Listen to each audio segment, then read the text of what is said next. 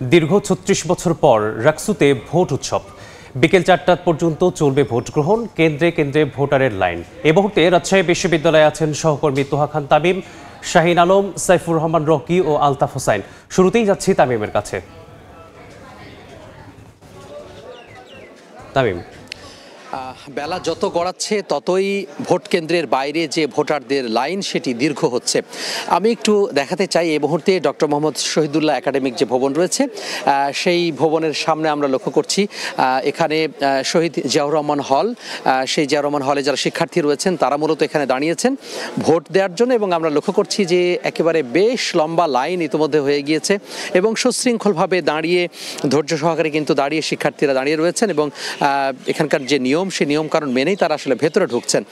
ভেতরে কিছুক্ষণ আগে প্রবেশ করেছিলাম এই কেন্দ্রের, এবং সেখানকার যারা নির্বাচন সংশ্লিষ্ট দায়িত্বপ্রাপ্ত কর্মকর্তা রয়েছেন তারা আমাদেরকে জানিয়েছেন যে এখন পর্যন্ত সুষ্ঠুভাবে ভোট গ্রহণ অনুষ্ঠিত হচ্ছে এবং শিক্ষার্থীদের সাথে একইভাবে কথা হয়েছে। শিক্ষার্থীরাও জানিয়েছেন যে ভেতরের পরিবেশ অত্যন্ত সুশৃঙ্খল এবং গোছানো, এবং তারা অধিকাংশই আসলে প্রথম ভোট দিচ্ছেন, অর্থাৎ জীবনের প্রথম ভোট দিচ্ছেন। বিশেষ করে রাকসু তো বটেই, কারণ ৩৫ বছর আগে রাকসুতে যেই রাকসু নির্বাচন সেটা হয়েছিল এবং তারপরে হয়েছে। সেক্ষেত্রে সঙ্গত কারণেই সেক্ষেত্রে সবারই আসলে ছাত্র সংসদ এবং হল সংসদ নির্বাচনে প্রথম ভোট প্রদান সেই হিসেবে। তো সেক্ষেত্রে প্রত্যেক শিক্ষার্থীর অভিজ্ঞতা, সেই অভিজ্ঞতা আসলে চমকপ্রদ, এবং তারা বলছেন যে এই অভিজ্ঞতা আসলে তাদের কাছে খুবই ভালো লাগার একটি বিষয়।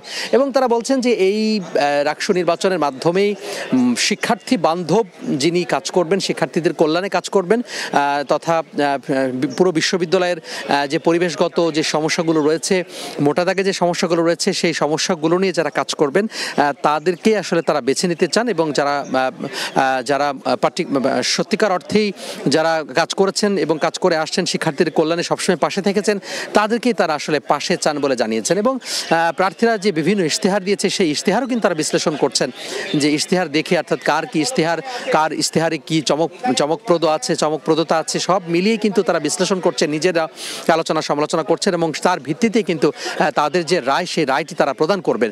আমরা দেখতে পাচ্ছি যে বেশ লম্বা লাইন, এবং ধৈর্য সহকারে তারা দাঁড়িয়ে ভোটারদের যে লাইন সেই লাইন দাঁড়িয়ে তারা দিচ্ছেন। সব মিলিয়ে এখানে রোভার স্কাউটসের যে সদস্য রয়েছে সেই স্কাউটসের সদস্যরা এখানে শৃঙ্খলার যে দায়িত্ব পালন করছে, এবং তারা ভেতরে মোবাইল নিয়ে প্রবেশ করতে দেওয়া হচ্ছে না, কোনো ধরনের কোনো ধারালো বস্তু কিংবা যে বিভিন্ন ধাতব বস্তু সেগুলো নিয়েও কিন্তু প্রবেশ করতে দেওয়া হচ্ছে না। এটি নিয়মের মধ্যে রয়েছে, সেই নিয়ম পালন করেই কিন্তু তাদেরকে ভেতরে প্রবেশ করতে দেওয়া হচ্ছে।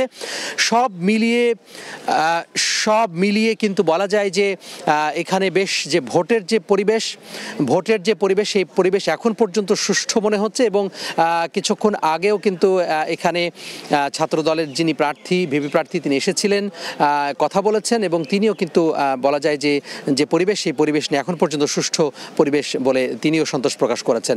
তো সব মিলে এই ছিল রাকসু নির্বাচনে আমার হাতে সবশেষ খবর। রাকসু নির্বাচনের সর্বশেষ জানছিলাম রাজশাহী বিশ্ববিদ্যালয় থেকে।